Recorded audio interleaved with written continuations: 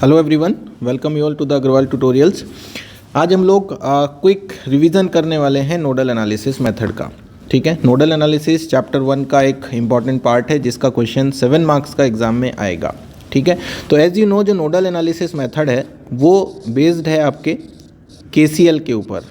KCL जो कहता है कि किसी भी एक जंक्शन पे अगर नंबर ऑफ़ ब्रांचेस लगी हों लाइक इस तरह से, तो वहाँ पर जितने भी करंट हैं उन सारे करंट्स का अगर एल्जेब्रिक सम किया जाए, जैसे अगर ये I1 है या I2 है या I3 है, तो इस पर्टिकुलर जंक्शन A पे तीनों करंट का एल्जेब्रिक सम होगा वो इक्वल टू 0 होना चाहिए।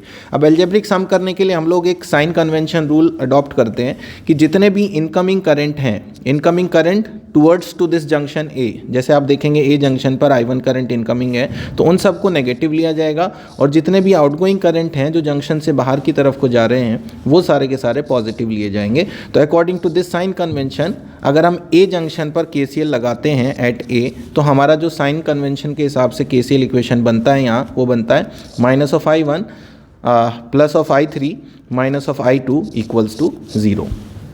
अब बात करते हैं जंक्शन क्या है, क्योंकि ज़्यादातर प्रॉब्लम जंक्शन बनाने में आती है। तो कोई भी एक पॉइंट जिसको आप जंक्शन कह रहे हैं वो तब तक जंक्शन नहीं हो सकता जब तक उस पर तीन अलग अलग करंट आकर कंबाइंड ना होते हों या वहाँ से जाते ना हो। जैसे हमने जो एग्जांपल लिया है A पॉइंट, यहाँ आप देख रहे हैं कि मैंने 3 ब्रांचेस लगाई हैं, 3 करंट्स हैं, तो ये 3 करंट मिला के एक जंक्शन बना रहे हैं। कभी भी 2 पॉइंट से या 2 ब्रांचेस से जंक्शन नहीं बन सकता, कम से कम 3 ब्रांचेस होना ज़रूरी है, 3 या 3 से ज़्यादा, 4 भी हो सकता है, 5 भी हो सकता है। तो एक इस चीज़ का हमें ध्यान रखना है जंक्शन बनाते टाइम। अब दूसरी चीज़ यहाँ पर आती है कि ये जो करंट हमने लिखे हैं किसी भी एक जंक्शन के लिए, इन करंट के जो वैल्यूज़ हैं I1, I2, I3, इनको निकालना कैसे है। तो to find out the value of these currents we apply the Ohm's law. I equals to V upon R होता है ओम्स लॉ। ठीक है, अब ओम्स लॉ कहता है कि अगर कोई एक रेजिस्टेंस R है जिसके ऊपर एक जंक्शन है नीचे एक जंक्शन है, यानी कि ऊपर एक पोटेंशियल है VA नीचे एक पोटेंशियल है VB, और इस रेजिस्टेंस के थ्रू जो करंट जा रहा है वो डाउनवर्ड डायरेक्शन में है, यानी कि A से B की तरफ को है I value. How we can find out the value of this current I?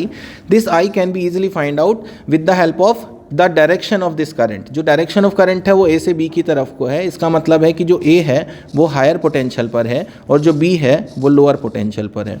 तो हम क्या करेंगे, इस पर्टिकुलर रेजिस्टेंस के अक्रॉस वोल्टेज को निकालेंगे, क्योंकि I equals to V by R चाहिए हमें, और V हमारा इस रेजिस्टेंस के अक्रॉस वोल्टेज है। वो वोल्टेज हम निकाल सकते हैं VA और VB के थ्रू।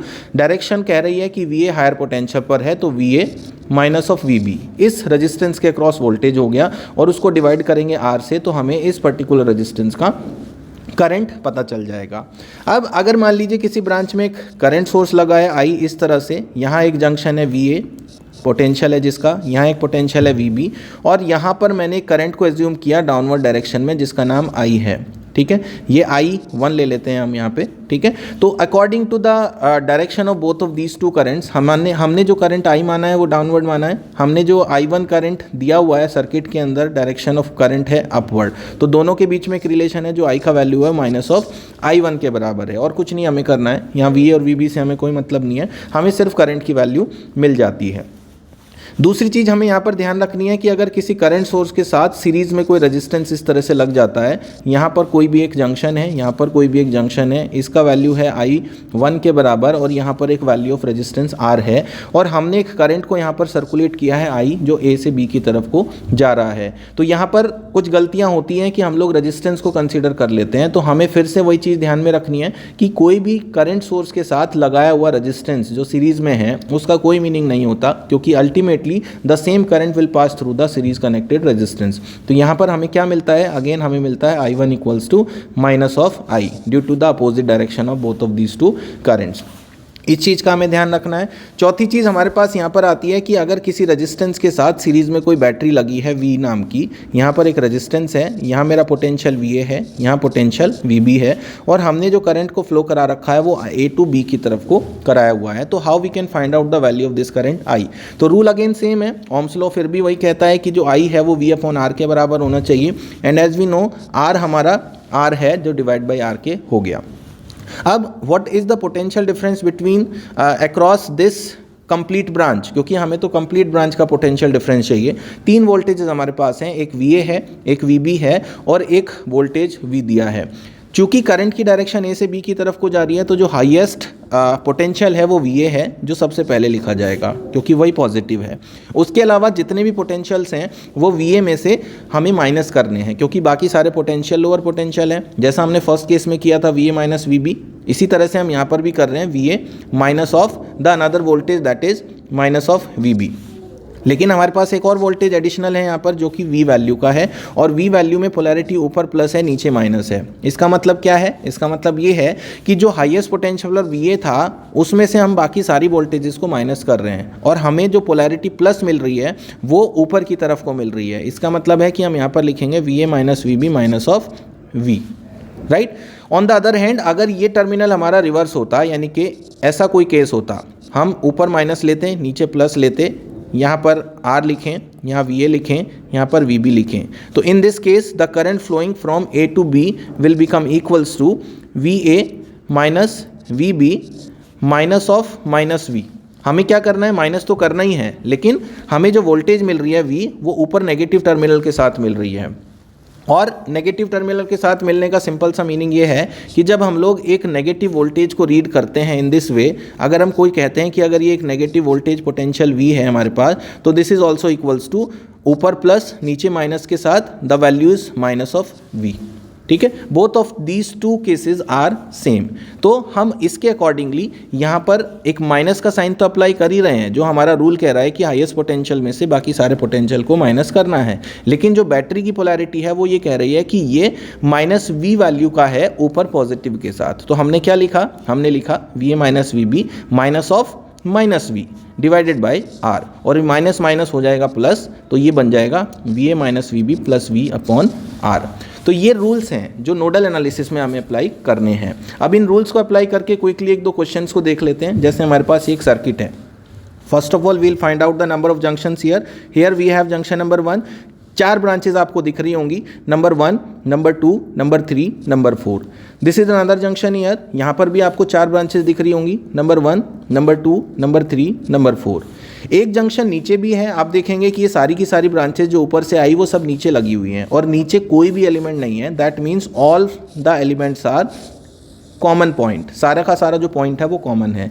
तो एक जंक्शन आपका यहाँ हो गया नंबर 1, एक जंक्शन आपका यहाँ होगा नंबर 2, एक जंक्शन यहाँ होगा नंबर 3। अब हमें क्या करना है? किसी भी एक जंक्शन को ग्राउंड करना है। ग्राउंड करने के लिए हमें रूल दिया गया है कि सबसे ज़्यादा नंबर ऑफ ब्रांचेस जिस जंक्शन पे कनेक्टेड हों, प्रिफरेबली आप उस जंक्शन को ग्राउंड कर दीजिए।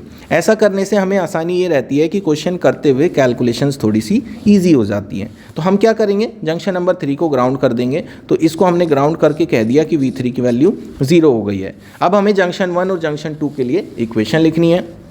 हम क्या करेंगे? करंट्स को एज्यूम करेंगे।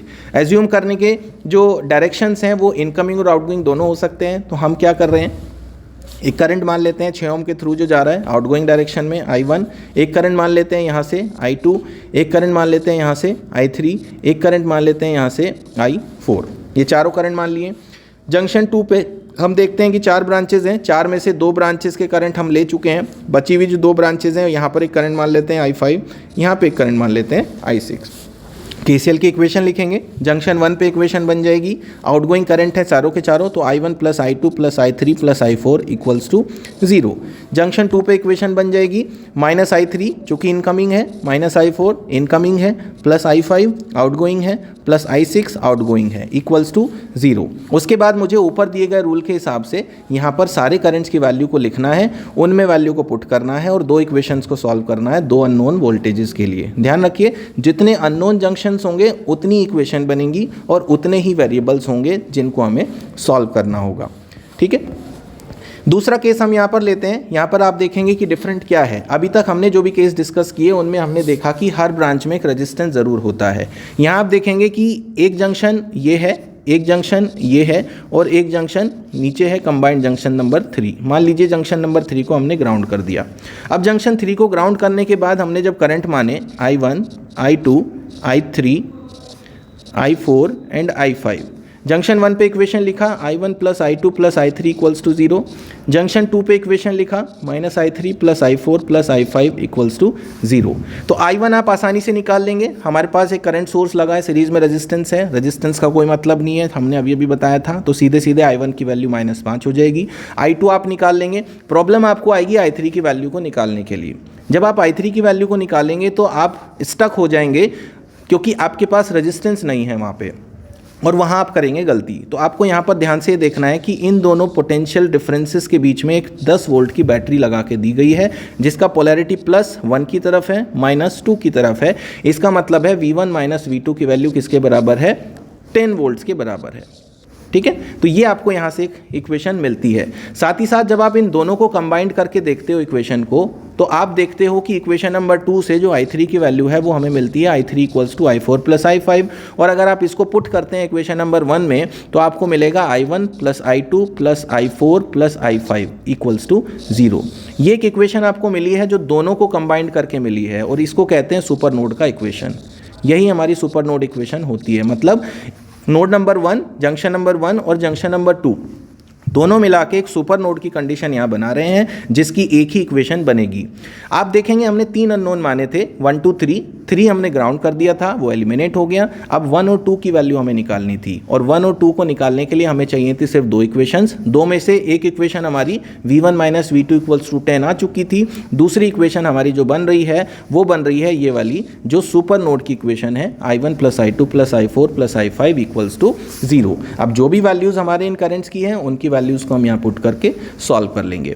तो this is the simple method to solve a circuit using nodal analysis. I hope nodal analysis का रिवीजन आपका हो गया होगा, जो रूल्स हैं वो आपको समझ में आ गए होंगे। इनके बेसिस पर आप क्वेश्चंस अटेम्प्ट कीजिए। बहुत सारे क्वेश्चन चैनल पे ऑलरेडी अवेलेबल हैं, उनको सॉल्व कीजिए। और कोई दिक्कत आती है तो मुझे ज़रूर बताएं, यूट्यूब चैनल के थ्रू, टेलीग्राम चैनल के थ्रू हम लोग उनको सॉल्व करेंगे। ठीक है, तो thank you so much for watching the video. Thank you.